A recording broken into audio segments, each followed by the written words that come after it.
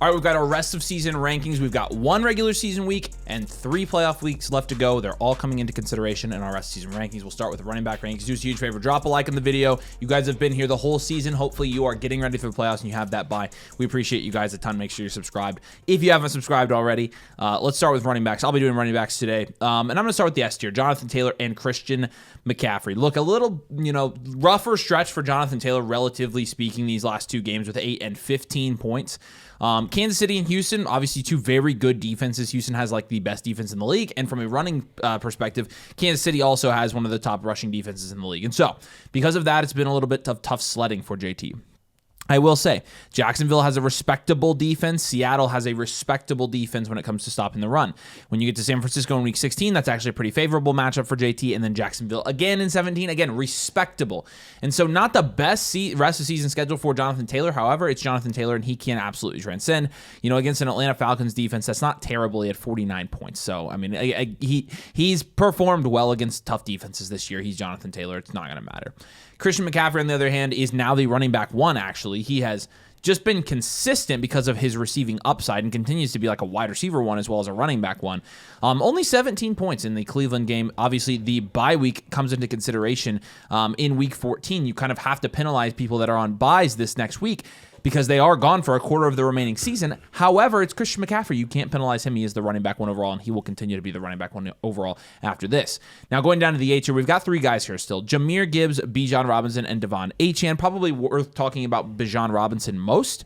He had 30 points this week, even though Tyler Algier, I think, also had 13 points because he had a touchdown. Tyler Algier had 13.5.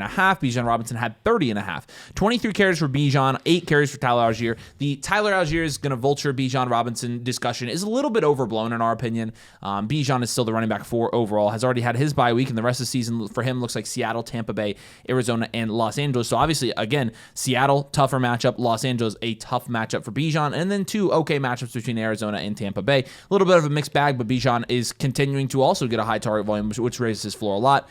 Jameer Gibbs, still kind of the same thing with Gibbs. He'll have a really big week, and then he'll have a mediocre week. So 20 carries, you liked the volume for Jameer Gibbs, but went from 219 yards against the Giants to 68 against the Packers. Again, tough matchup, and only 4 targets in this game as well.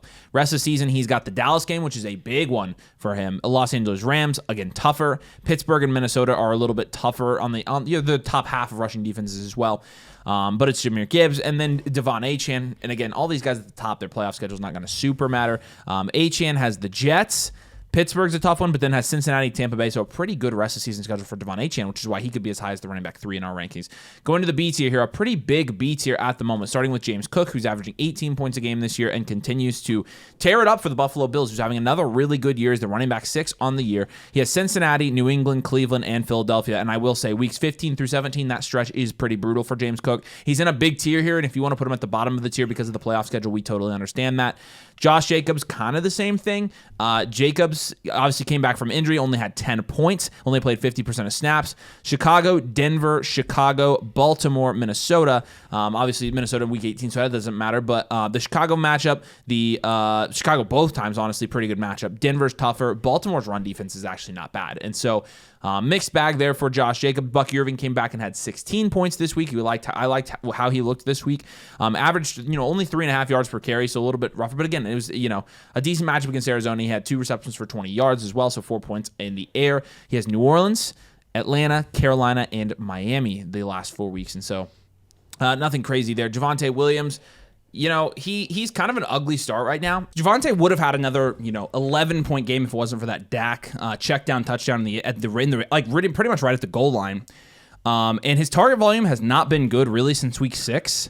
So he's a little bit lower floor. He continues to get pretty good volume. He continues to be on an offense, scores a lot of points. He hasn't scored a rushing touchdown in 4 games now. And so hopefully the rushing touchdown come back. Detroit, Minnesota, Los Angeles, and Washington. 3 pretty good matchups for Javonte Williams down the stretch. I do like him rest of the season. Kyren Williams left the game, ended up coming back. And rest of the season, again, he's going to be a lone running back 1. He's always going to be a lone running back 1. Arizona, Detroit, Seattle, and Atlanta for the rest of the season schedule for him. Derrick Henry, another 17-point game. The Ravens obviously playing for their playoff spot at this point, playing for the division. It's crazy that they've come all the way back. They have Cincinnati. They do have New England, Green Bay, and Pittsburgh, though. So a tougher rest of the season schedule for Derrick Henry. And then Chase Brown, last guy in this tier. Another 18-point game for Chase Brown this week. Puts him in a very good spot. He's a running back 16 so far on the year. He's had 5 straight games with 15 or more points. So it's pretty good. And his target volume has been high consistently. He got 7 targets with Joe Burrow back. Buffalo, Baltimore, Miami, and Arizona for his rest of season schedule as well. Moving down to the C tier. Saquon Barkley, look, I mean, I honestly, he looks like the best running back in the league last year. This year, he does not look like the best running back in the league. There's just really no other way to put that. He has, a kind of a mixed bag of matchups here. Los Angeles, Las Vegas, Washington, and Buffalo. Most of those are good, honestly, but still, I think with Saquon, even in the good matchups, he's underperformed this year, so you kind of have to take it with a grain of salt. Ashton Genty continues to be pretty good on a bad offense. It's 12 points against Los Angeles, but he does have Denver, Philadelphia, Houston the next 3 weeks, which is brutal before a Giants matchup in Week 17 that's very favorable for him. So a tough playoff schedule for him. Rest of the regular season, then beginning of the playoffs at least. Amari Hampton didn't come back. Probably going to come back this week, I think. I don't know. The Chargers suck. I hate Jim Harbaugh. I hate the Chargers. I hate everybody. I hate everything. But I did win without him, so I'm happy with that. Rest of the season, I don't know. It just depends on how quickly he gets reintegrated into the offense. Kamani Vidal hasn't looked bad, and so there are some unknowns with Hampton, which have caused us to kind of be pretty conservative with his ranking him as running back 2 at this point rest of the season. Travis Etienne, he looks still like he's got the job there over Tootin after Tootin came in that 1 week and randomly took all the beginning carries and then got hurt, and then, all of a sudden he wasn't doing it anymore. Now, I will say Travis Etienne this last week only had 5 points against Tennessee. They killed Tennessee. Bashal Tootin had 8. The carries were 12-8 in favor of Travis Etienne. The targets were 1-1 tied, and so the workload there, I mean, Tootin averaged 2 yards per carry. Etienne averaged 2 yards per carry. It's bad on both parts. Breece Hall, I think Breece Hall's actually been fairly impressive in a really bad offense, and so that situation, 13 and 15 points his last 2 weeks. He's got Miami, Jacksonville, New Orleans, and New England, so again, a mixed bag rest of the season for him, but he has been good there at least in a situation where you're starting Tyrod Taylor's not good at all. Travion Henderson, we're recording this before the game tonight, which would have already happened, would have been last night. We may move him up post game, and he might be at a different spot in this tier list at this point if he does have like a dominant snap share, dominant efficiency, dominant touchdown game against the Giants, which is very possible. It's a very, very favorable matchup for Travion Henderson. The problem is last week, with the first week, Ramondre being back, he had 11 points on 18 carries, and so he does need to be more efficient, and that's kind of the main thing. Quinshawn continues to perform. He just is on a bad offense, and that's highly unfortunate. But he did have 16 points on 60% snap share, 23 carries, and that continues to be, the thing with him. He when he doesn't score touchdowns, he's scoring 5 points, 10 points, 4 points, 3 points, 13 points. When he does score touchdowns, 16, 21, 26, and 16 points. And so, again, you are hoping that he scores a touchdown. He's a little bit more volatile in that regard as well. The D tier, Rico Dowdle. This one's interesting. We moved Rico down and Chuba up. Chuba got the majority of the snaps there. Chuba looked better this week. I think both of these guys are very volatile to own during the fantasy football playoffs. Good luck guessing which one's going to get the carries the rest of the season. I really genuinely do not know which one it will be, but we did kind of move them closer together because it seems, and Dave Canales' comments suggest that they really like Chuba Hubbard. I don't know. It's if your guess is better than mine. You want to rank Rico super high? Fine. But Rico has come back down to earth in terms of his performances the last couple weeks. I think it is worth noting that. The last really 3 or 4 weeks, 9, 11, 15, and 15 points after, a crazy stretch. He had those 2 33-point games in a row, but since then, 10, 5, 28, 15, 15, 11, and 9. And again, it was his lowest snap share since Week 8 against Buffalo. He did have 18 carries, but only had 2 receptions in that game. Whereas Chuba Hubbard, who is ranked at the end of this tier, he had 17 carries, 2 targets, 2 receptions. He had 20 points because he did have the receiving touchdown as well. Pretty sure it was like a 35-yard receiving touchdown. So again, that's a big play. That gets you 10 points. It doesn't change the fact these guys split carries essentially after they gave Rico Dowdle the majority there for quite a while. Jalen Warren, pretty steady Eddie at this point. Not super high ceiling is Jalen Warren, but he is scoring touchdowns, and so when he does, he gets about 12 points. Occasionally, he'll have 2 touchdowns and have 16 to 20 points. He is very steady. He's a running back 19. He's a flex option every week. Swifty, I don't know how high you put Monangai. I put Monangai at 27. You put him at 32. I had Swift at 23. So we both have them about... I swear I had him closer than that. But the problem with moving Swift down is Swift was still productive this last week. And so was Monangai. Like, I don't know how they both, that was the weirdest thing when I checked the score of that game and saw they both had over 100 yards against the Eagles. I'm like, how is Monangai doing this and Swift? And how are they doing it against the Eagles? But whatever. Swifty still had 18 carries for 125 yards. Did have 2 receptions. The problem is he was outcarried by Monangai. I don't know. They're both going to be probably running back 2s the rest of the season if I had to guess. They look like they're splitting carries. They actually look like they're kind of favoring Monangai at the moment, which makes me a little bit concerned with Swift's security rest of season. Tyron Tracy, bad offense and continues to... we actually don't know. Again, we're recording this before the game tonight, and so we'll see what Tyron Tracy does on Monday night. Maybe we'll move him up or down. Kenneth Walker, another 10-point game, but Charbonnet had the touchdown, same as it ever was, right? And then again, I already talked about Chuba Hubbard. F tier here, Woody Marks left the game injured. Looked good when he was in the game against the Colts, but again, he does leave the game injured a lot. Nathan has him a lot lower than I do. Nathan has at 30. I have him at 23. We split the difference here. I honestly think this is about where he should be ranked. He's a starting guy, but you just don't feel super comfortable with him, and his ceiling hasn't really shown yet. Aaron Jones is on a terrible situation. Trey Benson hopefully is coming back, but again, he's going to have to be reintegrated. RJ Harvey had 2 touchdowns in this game. The problem is he averaged like 2 yards per carry. The touchdowns are great, but he has to be more efficient if we want to actually consider him a guy that is going to be long-term consistent. And you see this in between his 24-point game versus Dallas and 21-point game versus Washington, 2 very good matchups for running backs, by the way. 16, 3, and 8 points, and then the bye. He's just very hit or miss. Even without J.K. Dobbins, it's extremely hit or miss. David Montgomery actually had 12 points in this week's game, and so had a pretty decent showing, again, because he did have a touchdown. But rest of the season, he has Dallas next week, which is a great matchup, but then he has the Rams, Pittsburgh, and Minnesota. So honestly, the Dallas matchup after that, at this point, we're not trading anybody, but you're probably not going to look to start him in the playoffs if you can help it. Kyle Monangai, I already talked about, got 22 carries, could be moving up even more if after next week we see he's the workhorse. And then Zach Charbonnet, again, had the touchdown, but there are weeks where he has 4 points, and you just kind of have to live with that. And then the last 2 tiers here, Alvin Kamara, Ramondre Stevenson, Tony Pollard, Kenneth Gainwell. These are all guys that, in Kamara's case is hurt, but Ramondre's running back 2, Pollard's running back 2, Gainwell's running back 2, Singletary's running back 2. These are all your high-end running back 2s at this point. And then, Mason, Vidal, White, and Pacheco. H tier is kind of your upside / maybe they'll come back sometime this season to do something. Ja'Cory Crosby-Merritt we've got there. We've got Kareem Hunt. Here as well, with Hunt and Pacheco, I think you could rank these guys a bunch of different ways. Nathan has Hunt over Pacheco, and I have him flipped, but I honestly don't blame Nathan for having Hunt ahead. I honestly don't know which one it's going to be. It looks like it's going to be Hunt, but you just never know. Chris Rodriguez, he looks like the running back one right now in Washington, which is saying very little. Tyjae Spears, I don't want any of those pieces. Tyler Algier, he does get some touchdowns. J.K. Dobbins, Bashal Tootin, Nick Chubb, and Blake Corum rounding it out. Blake Corum had a touchdown this last week, but not going to be a week-to-week starter. So starting with wide receivers, I'm going to expand the S tier a little bit because heading into the playoffs, heading into the last week of the season before the playoffs start, you really feel as good about any other wide receiver in this range as the other. And while JSN is the wide receiver 1 on the year, he did kind of come back down to earth in this matchup against Minnesota. When they shut him out, they didn't really pass the ball much. They just wanted to run out that game and win. And this is nothing against JSN, but I just think that Jamar Chase with Burrow back has just as much upside. I think Puka Nacua has been phenomenal. His target volume is there. I don't have him as the wide receiver 2 anymore. I moved him down a couple of spots because Devontae Adams has 14 touchdowns on the year. They just love giving him the ball in the red zone. And then Rashee Rice has 30-point upside every single week. I think he very much belongs in this S tier. And then this is going to be the debatable one, but I'm kind of putting my foot down here, and I'm just telling you guys, George Pickens is a wide receiver 2 on the year. The wide receiver 2 on the year with CeeDee Lamb in the same offense, and he's averaging 2 more points per game since Lamb has been back healthy than CeeDee Lamb.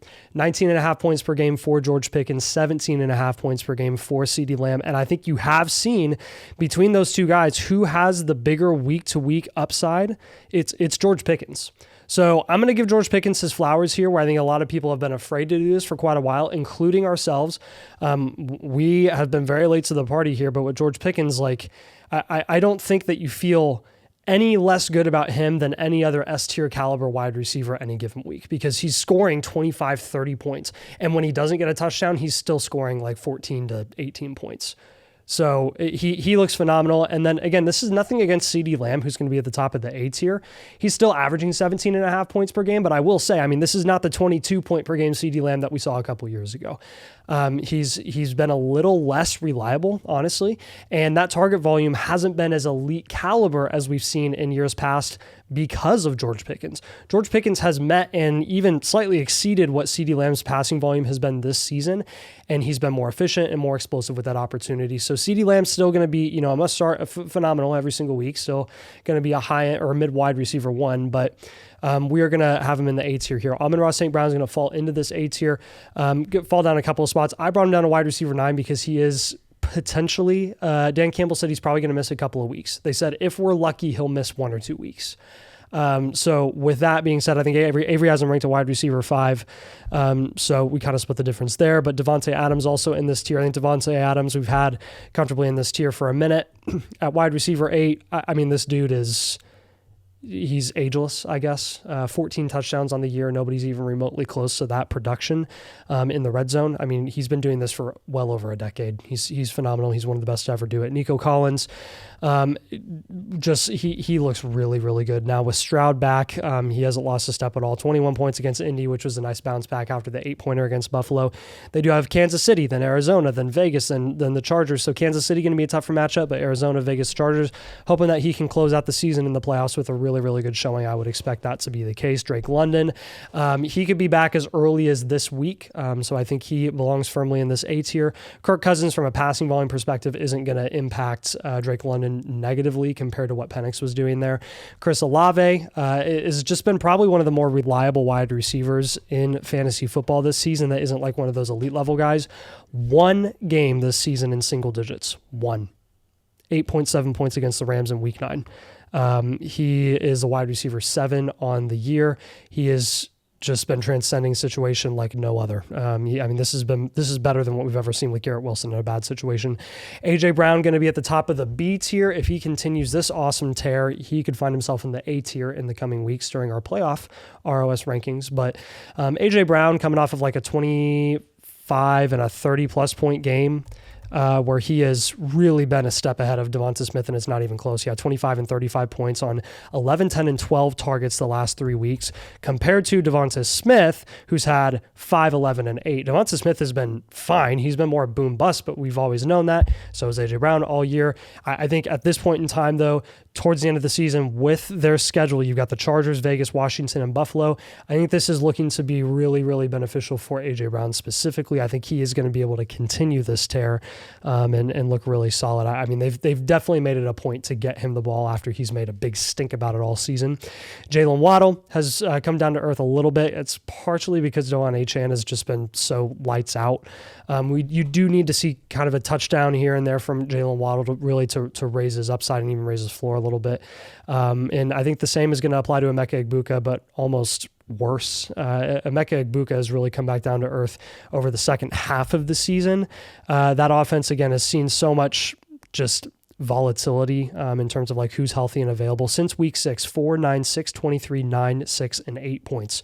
1 game over 20 points.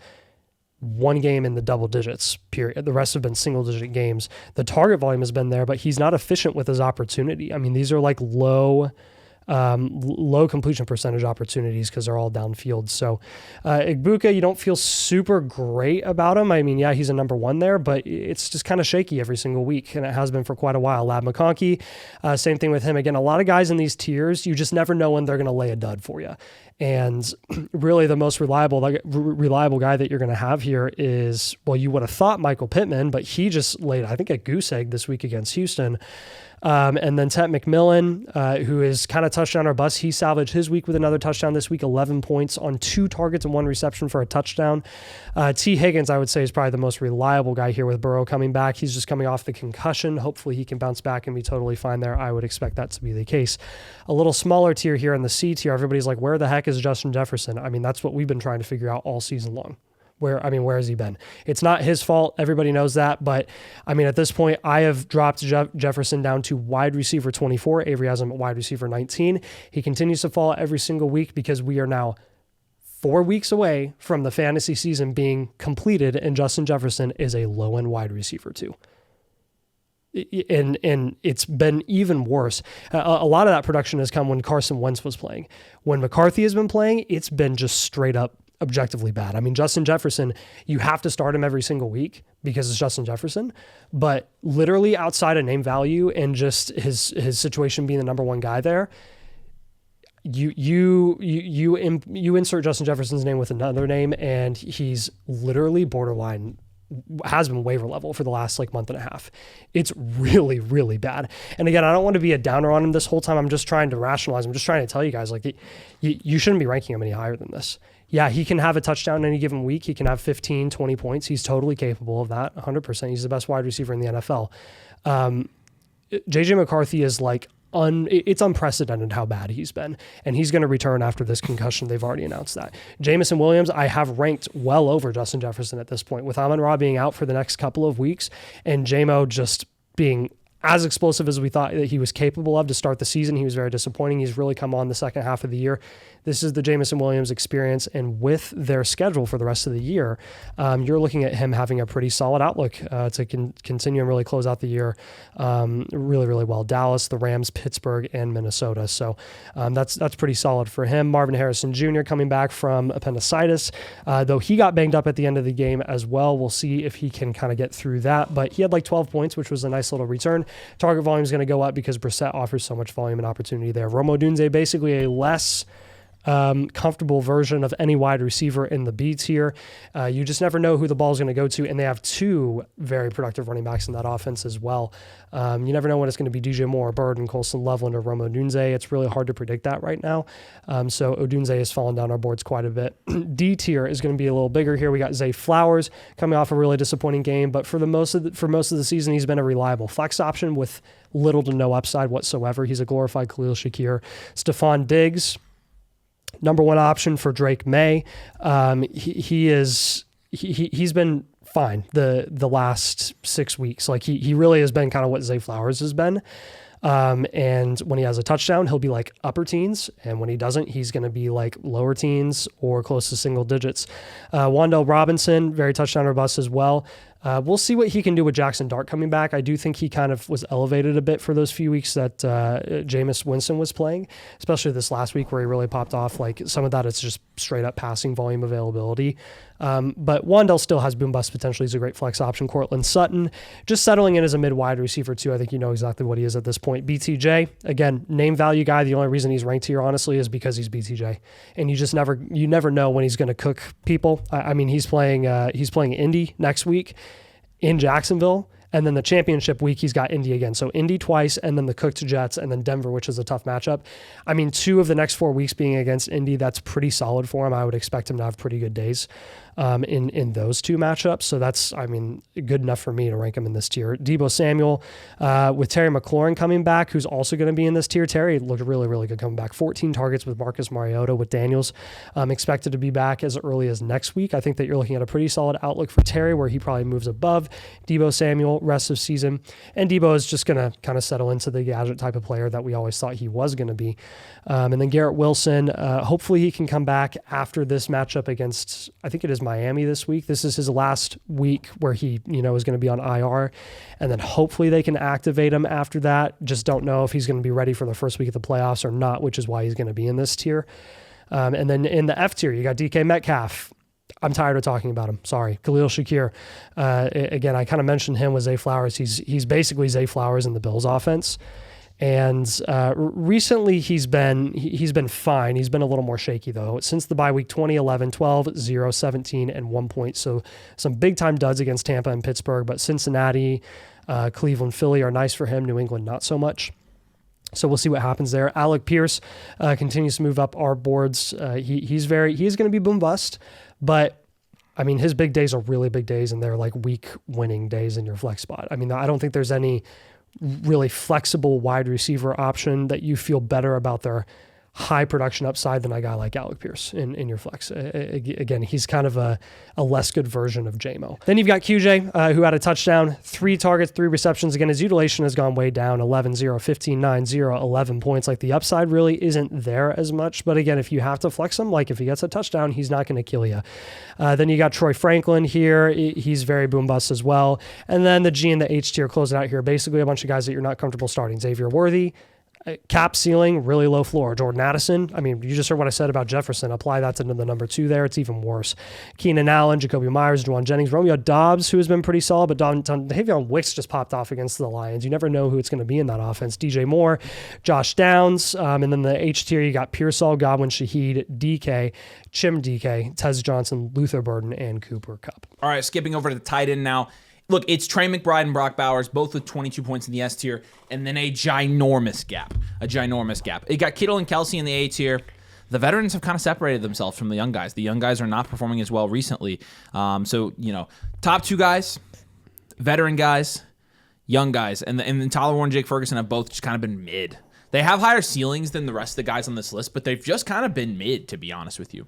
And so we kind of put them in their own little tier. C tier, we'll start with Zach Ertz. He's been very good recently. He's the tight end 7 on the season. Aronde Gadsden, Dallas Goedert, Juwan Johnson, Dalton Kincaid, Harold Finn. Big tier guys here. Brenton Strange, even, who has come back and been good with BTJ. That you feel okay about starting right now. You feel okay about him. And then the D tier guys, you don't want to start really. Colston Loveland will start with Kyle Pitts, Theo Johnson, Dalton Schultz, David Njoku, AJ Barner, TJ Hawkinson, Mason Taylor. There's not a lot to be said about tight ends at this point. Pretty non-entertaining subject right now. Yeah, then at QB, we're going to have 3 guys in the S tier. Josh Allen, Drake May, and Patrick Mahomes. Probably the most consistent guy in this tier is going to be Drake May. Josh Allen has been very up and down in terms of the upside that you generally expect from him. And then Mahomes, outside of that one dud that he had really against Denver, with 14 points in week 11. I mean, he's a QB2 on the year. He's been phenomenal. So I think all these guys really belong. And then A tier, it's going to start with Jalen Hurts.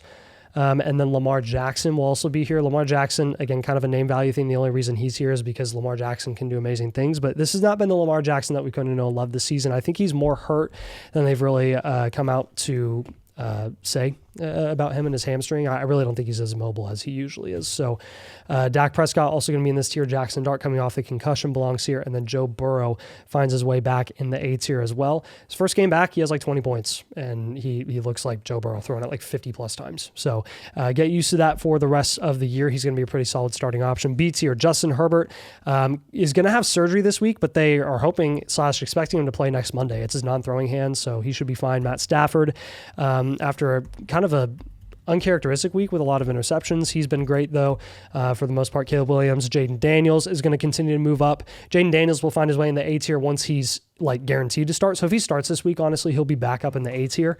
But until then, again, it's just don't really know what he's going to look like yet. Daniel Jones, Bo Nix, Jacoby Brissett also going to be in this tier. And then in the C tier, Baker, Goff, Purdy, Love, Darnold, Lawrence, guys that you can plug in any given week and feel fine about it. And then D tier, a bunch of guys that you don't feel good about it. These are last resort guys like Stroud, Geno, Rodgers, Tua, Cam Ward, and Bryce Young. All right. Again, if you enjoy the video, drop a like. Make sure you subscribe. We love you guys. We appreciate you.